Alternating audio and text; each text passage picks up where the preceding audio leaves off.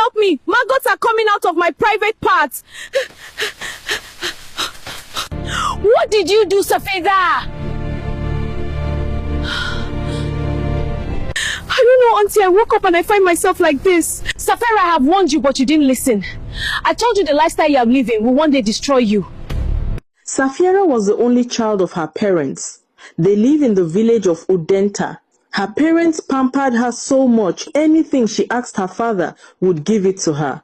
Her parents loved her so much that they never saw her wrongdoings. Every morning, when other children were leaving their homes to school, Safera will sleep in bed, refusing to wake up. Her mother will try to persuade her to stand up and prepare for school, but she will say, "I don't want to go to school today, Mama. I just want to sleep."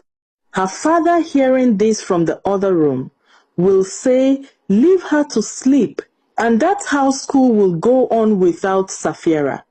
In the village, Safiera was rude to everyone, including the elders. She walked past them without greetings. Rumor has it that she once pushed an old woman to the ground for stepping on her at the village market. At the stream, she was always in the middle of a fight, and she will always be the first to break people's water pots. When parents in the village report the matter to her father will just wave and say she's just a child.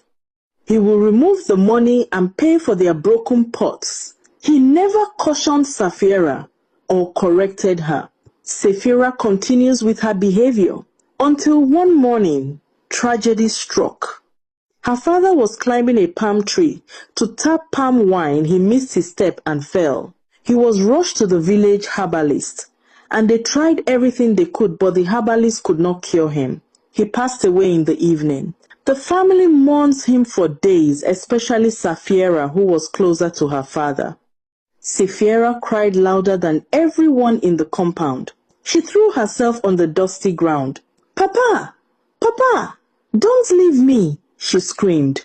But the dead do not answer the cries of the living. The villagers gathered around the compound, whispering among themselves. Some shook their heads. Slowly, an old woman, Mama Ebere, leaned on her walking stick and sighed. This child, if only her father had corrected her when he was alive. But Safiera's mother was too broken to hear anything. Days turned into weeks. The house that used to be full of laughter slowly became quiet. Without her father's money, things began to change. Feeding was a problem. Sometimes they managed to eat 1 square meal a day. The wrappers Safiera used to wear became old. Her mother started going to the farm very early in the morning just to feed them. She will ask Safiera to join her at the farm, but she will refuse.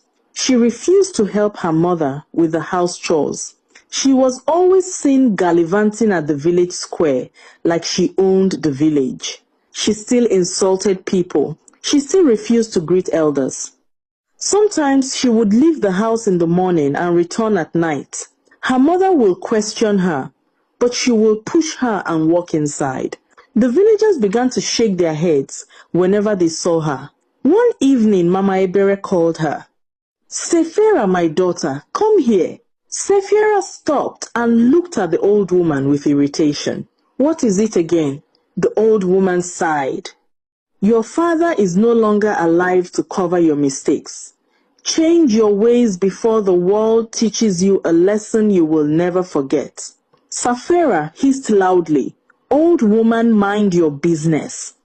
And she walked away without looking back. From that day,